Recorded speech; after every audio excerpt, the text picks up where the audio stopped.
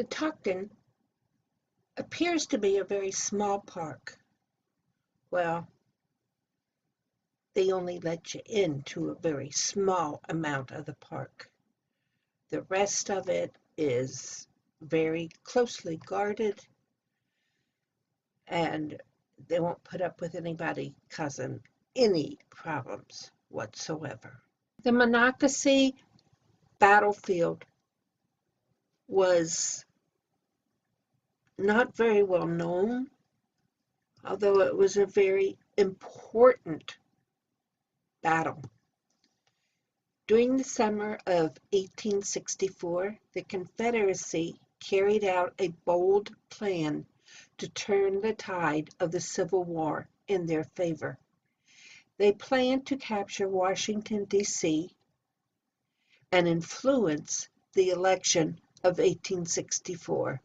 On July 9th, however, Federal soldiers, outnumbered 3-1, fought gallantly along the banks of the Monocacy River in an effort to buy time for Union reinforcements to arrive in Washington. The Monocacy is known as the battle that saved Washington, D.C. While the Confederates had won the Battle of Monocacy, Lew Wallace was ultimately successful. His efforts had delayed Jubal Early's advance long enough for additional Union reinforcements to reach Washington, D.C. By the time Early's men reached the capital on July 11th, help had arrived in the federal capital. Early was unable to take Washington, and his men withdrew back into Maryland and eventually crossed the Potomac River back into Virginia. Their campaign was over. Clara Barton started the American Red Cross. She had no training in medicine or being a nurse, but during the Civil War she helped out as much as she could, mainly by being able to get whatever was needed for the Army. One of her remarkable talents was knowing people and where she could get the help she needed. Somebody built her a house. He wanted to make it elaborate, and she said, "No, I will design it, you get it built, and it'll be perfect." And what she did was build closets all along the walls to contain whatever was needed for whatever disaster happened. And even to today, her method of putting things together is still being used. Glen Park was started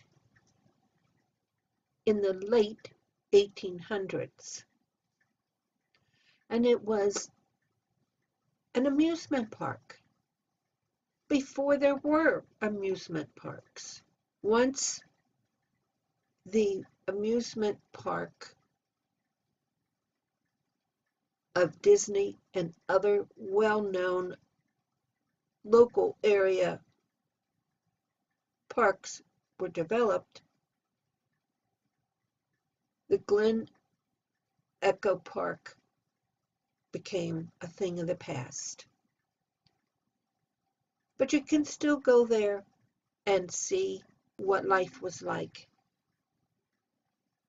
back in those times at an amusement park.